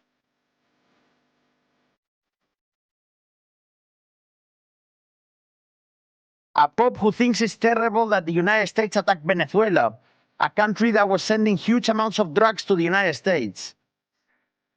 And even worse, they were emptying their prisons, including murderers, drug traffickers, and hitmen, into our country. Of course. I don't want a pope who criticizes the president of the United States because I'm doing exactly what I was elected to do by an overwhelming majority, setting records for criminals, record numbers, and creating the best stock market in history. Leo should be grateful because, as everyone knows, it was a huge surprise. He wasn't on any list to become Pope. Donald. And the church put him there only because he was from the United States, and they thought it would be the best way to deal with President Trump. Yes, Trump, I have to stop. It's just that I can't. Music off! Music off! Oh, stop. Oh my God, oh my God. Okay. Oh! Donald Trump telling Pope Leo that he's the Pope because Trump is Trump. I can't believe it right now. This is a bombshell right now. What kind of madness is this? But he just called the Pope second rate?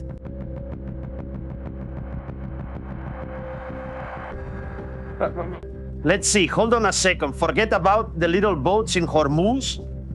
This is more serious. This is really serious. What's wrong with Trump? Trump is out of control. Let's see. First humiliation. He wasn't on any list to become Pope. They put him there because he's American, thinking it would be utter to talk to me. Oh my God.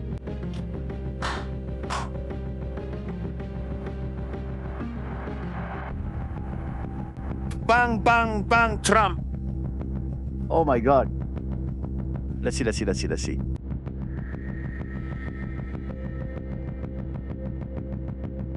They thought it would be the best way to deal with President Trump if I weren't in the White House. Leo wouldn't be in the Vatican, and Trump wouldn't be President of the United States. Leo wouldn't be Pope. Oh my God, what a brutal takedown. This is worse than a reggaeton song. Unfortunately, Leo's weakness against crime and nuclear weapons doesn't convince me, nor the fact that he meets with Obama supporters like David Axelrod, a left-wing loser. He's one of those who wants churchgoers and clergy to be arrested. Leo should rethink his role as Pope, use common sense, stop pleasing the radical left, and focus on being a great Pope, not a politician. It's doing him a lot of harm, and more importantly, he's harming the Catholic Church. So, President Donald J. Trump. Oh my, what an earthquake! Earthquake right now. Let's look at the seismographs in Italy. He just tore him apart from top to bottom. Trump just tore Pope Leo apart. He really did a number on him, and he still needs to put him in the coffin. We have war.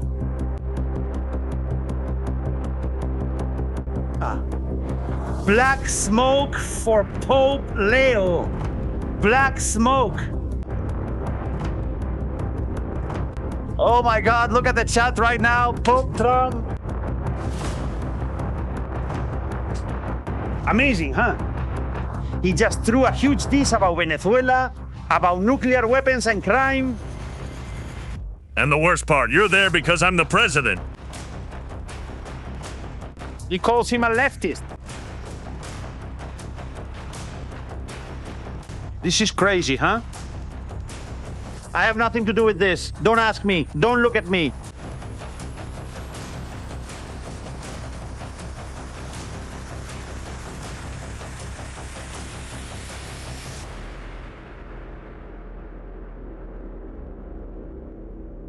And the war continues.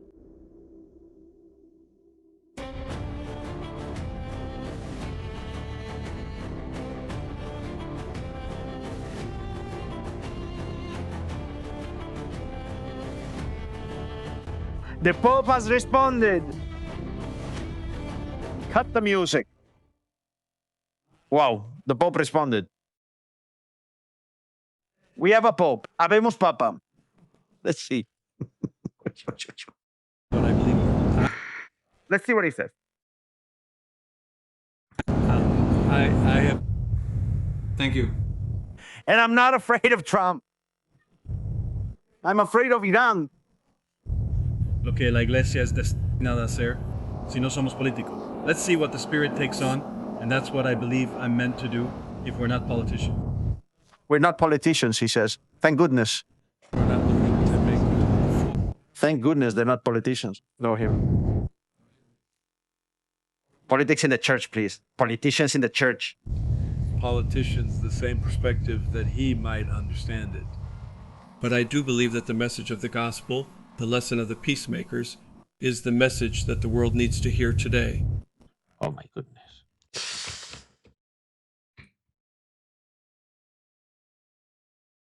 People thought that with Francis, the darkest era of the church was over.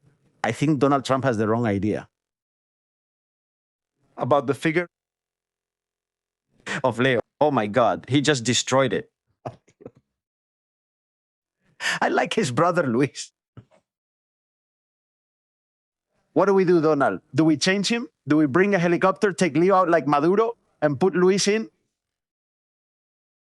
Oh, is this reminding me of something? I really like history. There's a Vatican story called The Female Pope. The Female Pope. She was a woman who served as Pope, disguising herself as a man with a beard. The whole issue came to light when she became pregnant. Well, we'll talk about this and more gossip someday about the Vatican's dirty secrets. Anyway, this is incredible. What madness.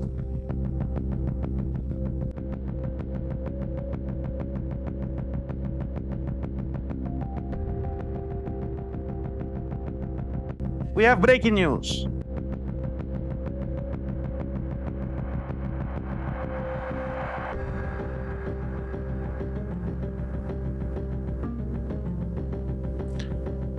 We have breaking, double breaking.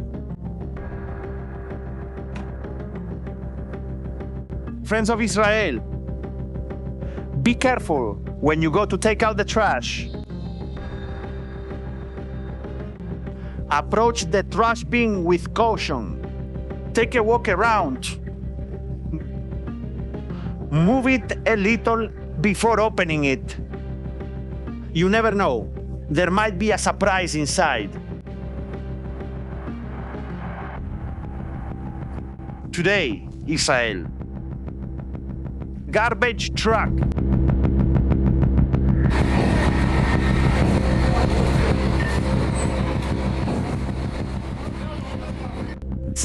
Can anyone imagine why there are guys with machine guns around a garbage truck? Is Godzilla going to come out? An alien? Did something escape from the Artemis II ship? Did it fall? In a garbage truck from Israel? Why are there counterterrorism police guys around the garbage truck?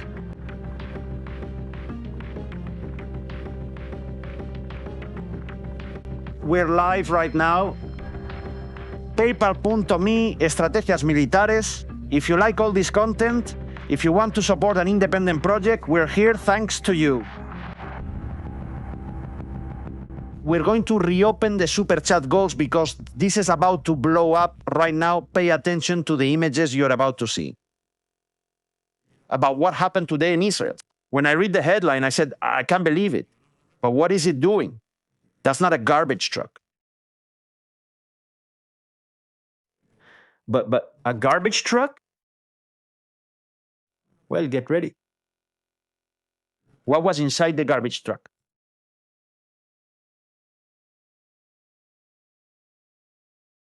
Ready?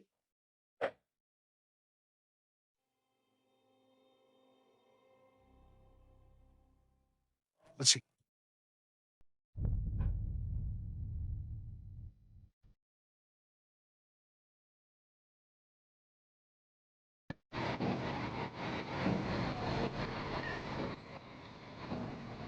You can hear banging in the truck. It's opening. It's opening. People are backing away. Look, because of the smell. Gloves. A guy drops to the ground. They're bringing something. They're throwing something, weapons up. But what is this? Pero batons in hand.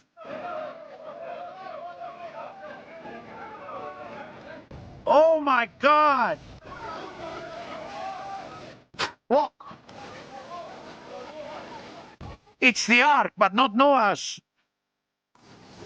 All the crap falling down.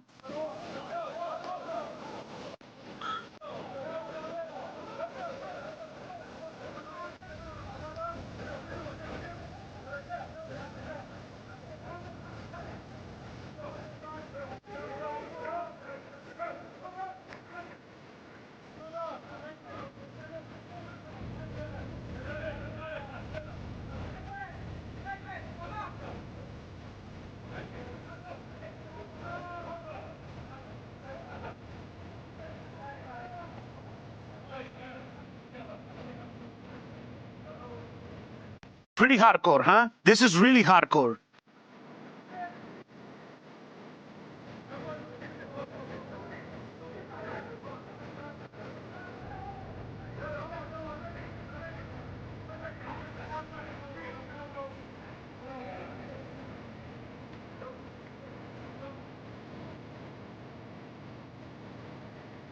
I can't believe it.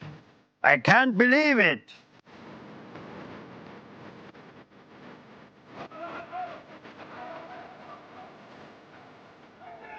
It's incredible, isn't it?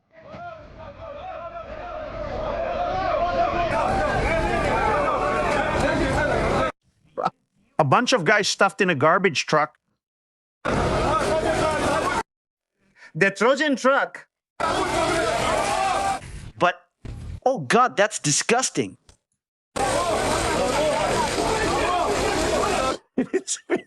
Poor police officer.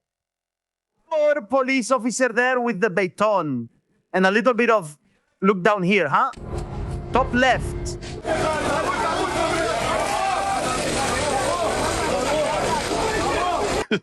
I look up. Police. Saying, what's going on? Oh my God. I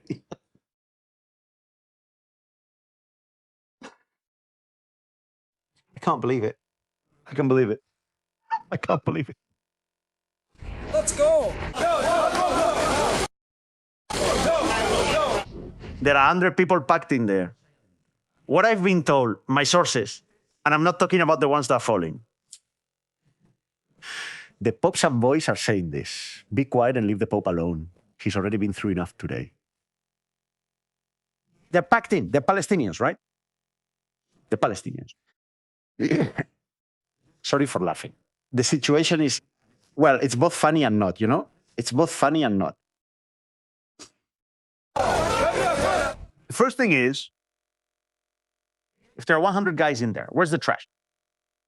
Second, how did 100 of them get into the trash? Third, why? If they hate Israel so much, why do they want to go to Israel? why do they want to go to Israel?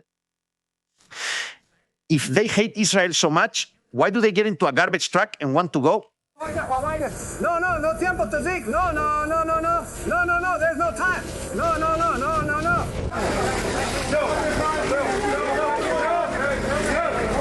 That one wanted to get off already.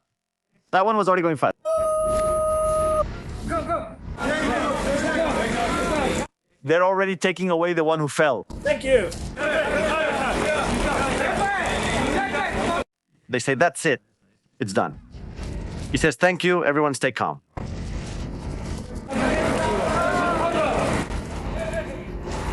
And this only happens in Israel. I mean, this kind of adventure only happens in Israel.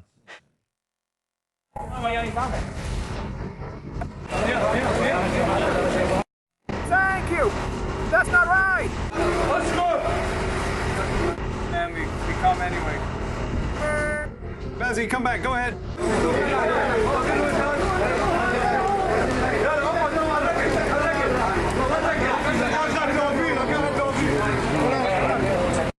Very professional, huh? No one is being abused there. We need to make that clear. They're not abusing anyone. That kind of handling of a detained person is the correct way. You restrain them. You put their head down by the shoulder for their safety and also so they can't attack people. I mean, perfect. There's no abuse there, right? There's no physical abuse happening. And besides, those people will receive a medical checkup, as is usually the case in Israel. Good job. Good job by the border police. Good job by the police who detected this incursion, this infiltration into Israeli territory.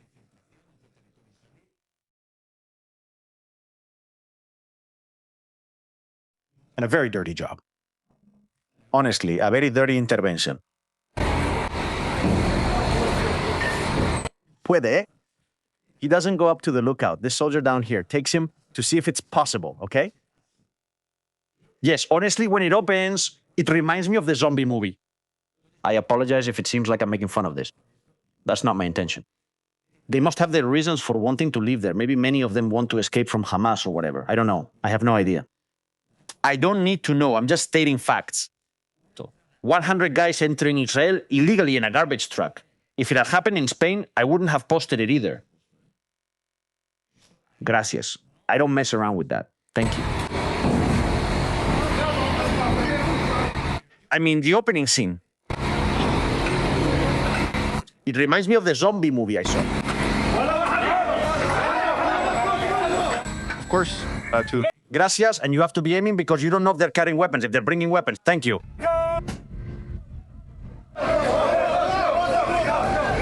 Of course. Now all the shit starts coming down. Oh my God.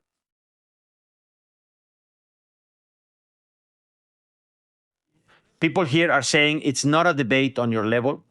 I don't even know what level I debate at. It's not a debate at your level. I don't do debates. That's it.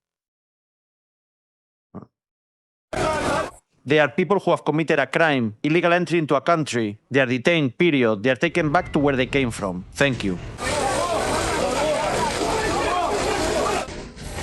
To where they came from. Everyone is very nervous. There. Everyone is very nervous. Very, very nervous. I was saying, well, we have jelly beans waiting. After opening the Transformers from Israel's trash, we also have Naim Qasim. Amen. How long have we been on? We've already been live for 2 hours. I don't know how they detected it. I think the dog didn't detect them because we managed to. The vehicle detector can help the dog detect, but, well, maybe it smelled something. Maybe it gave off some kind of smell. We have named Qasim first. Qasim first. We're going to go in order of likelihood of being eliminated. We put Naim Qasim first, since he has a high chance of being eliminated, so we'll give him priority, and then we'll go with JDKD.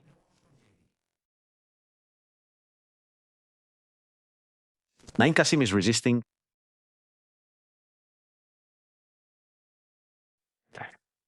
And you didn't confront Israel when we suffered these losses. And Jamal, what about us? We were patient and kept paying the price. If we hadn't confronted them, we would have paid even more and lost everything. God willing, we'll think about it. If you hadn't confronted Israel, we wouldn't have suffered these losses. If we hadn't confronted them, we would have paid more and lost everything. Do you think Israel is leaving us alone? It's them who are attacking. Here's what Naim Qasim said. The man who didn't want to be a leader because he knows they're going to eliminate him. It's still hard for me not to see Nasrallah. I'm not saying I miss Nasrallah, but it's still hard to see that the Secretary General of Hezbollah is someone else. And it's not Stockholm Syndrome. It's just that Nasrallah had a point up to a certain point. An 80-ton hole was made as well. Is the Islamic Santa Claus? I don't know. He probably doesn't come with gifts. For kids, he probably doesn't bring candy. He's probably not handing out candy. This J.D. Baines. He's already at home. Let's see how he comes back. Who had doubts about the war? We now have additional economic pressure that we're applying on them through the blockade that we've imposed on their oil coming out of the Straits of Hormuz. So we have a lot of cards. We have leverage. Let's hear from the Iranians. We've increased economic pressure on them over the ships issue. Vanya Strait of Bermuda. And that's how the blockade works. The U.S. naval forces flag Iranian ships that go through the Bermuda Strait. This is the plan to prevent Iranian ships from crossing the Bermuda Strait. They say not only ships with the Iranian flag. Any vessel that we know is going to Iranian ports or any ship that we know is going to an Iranian port. Or that's coming from an Iranian port. Portos virá según seguir conta de VRC. But you'll see some ships trying to change their flag. But we're going to find out. Muy buena. Intelligence. Porque tenemos muy buena inteligencia. Which ships are going in and which ships are which ships leave, which ships enter, coming out that are connected to Iran. Which ones are connected with Iran. But Brett, here's the very interesting thing about all this. He says, but this is the most interesting part. Let's find out what it is. Only thing the Iranians have been able to do. They haven't, of course, the only thing the Iranians have been able to do. Militarily, they've had their military decimated. They haven't been able to prosecute the case when it comes to weapons of war.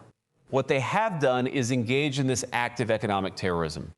He says the only thing they've done is wage this kind of economic terrorist warfare. Sen Akwakir in Isleya Zormun, they sent the President of the Union. European Union, that's what they've done. Si los iraníes intentan ingresar en el terror economic game, and if the Iran resorts to economic terror, he says, if the Iranians want to engage in economic terrorism, we're going to abide by a simple principle that he says, we're going to do that based on a very basic principle. No Iranian ships are getting out either. No Iranian ship is going to leave. I know that's a big deal to them. He says, we know that's a big deal for them. We know that applies additional economic leverage. He says, we know this is going to affect their economy. Again, Brett, the president wants the Iranian people to thrive. We have the military. He says this may have been the first time the Iranian and U.S. governments met at such a high level under Iran's current leadership. So I think it's something positive. J.D. Baines says, basically, they threaten any ship that moves through the Strait of Hormuz. As the president showed, two can play that game. If the Iranians are going to try to engage in economic terrorism, we're going to follow a simple principle that no Iranian ship is going to leave either. He also says,